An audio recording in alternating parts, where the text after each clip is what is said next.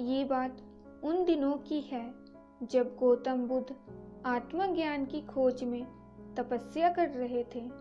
उनके मन में अनेक प्रकार के प्रश्न उमड़ रहे थे।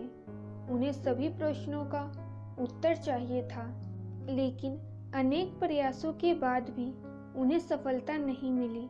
वे आत्मज्ञान की प्राप्ति के लिए कठोर तपस्या करने लगे, कई कष्ट सहन किए, कई स्थानों की यात्राएं की, परंतु जो समाधान उन्हें चाहिए था वे उन्हें नहीं मिला।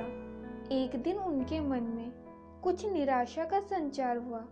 वे सोचने लगे, धन, माया और मोह और संसार की समस्त वस्तुओं का भी त्याग कर दिया, फिर भी आत्मज्ञान की प्राप्ति नहीं हुई।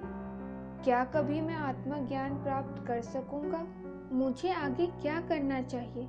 इसी प्रकार के अनेक प्रश्न बुद्ध के मन में उठ रहे थे।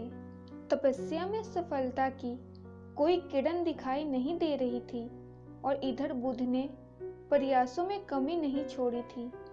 वे उदास मन से इन्हीं प्रश्नों पर मंथन कर रहे थे। इसी दौरान उन्हें प्यास लगी। वे अपने आसन से उठे और जल पीने के लिए सरोवर के पास गए। वहां उन्होंने एक अद्भुत दृश्य देखा। एक गिलहरी मुंह में कोई फल लिए सरोवर के पास आई। फल उसके मुंह से छूटकर सरोवर में गिर गया।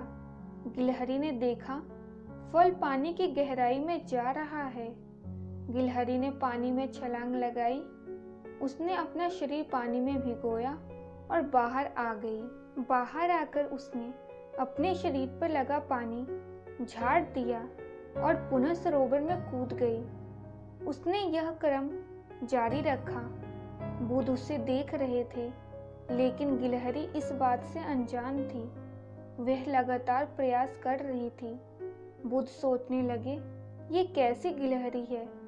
सरोवर का जल ये कभी सुखा नहीं सकेगी। लेकिन इसने हिम्मत नहीं हारी।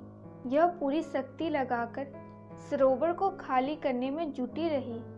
अचानक बुद्ध के मन में एक विचार का उदय हुआ। ये तो गिलहरी है, फिर भी अपने लक्ष्य को प्राप्त करने में जुटी है। मैं तो मनुष्य हूँ, आत्मज्ञान प्राप्त नहीं हुआ तो मन में निराशा के भाव आने लगे। मैं पुनः तपस्या में जुट जाऊंगा।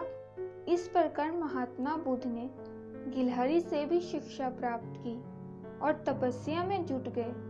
फिर एक दिन वह भी आया जब उन्हें आत्मज्ञान प्राप्त हो गया और वे राजकुमार सिद्धार्थ से भगवान बुद्ध बन गए।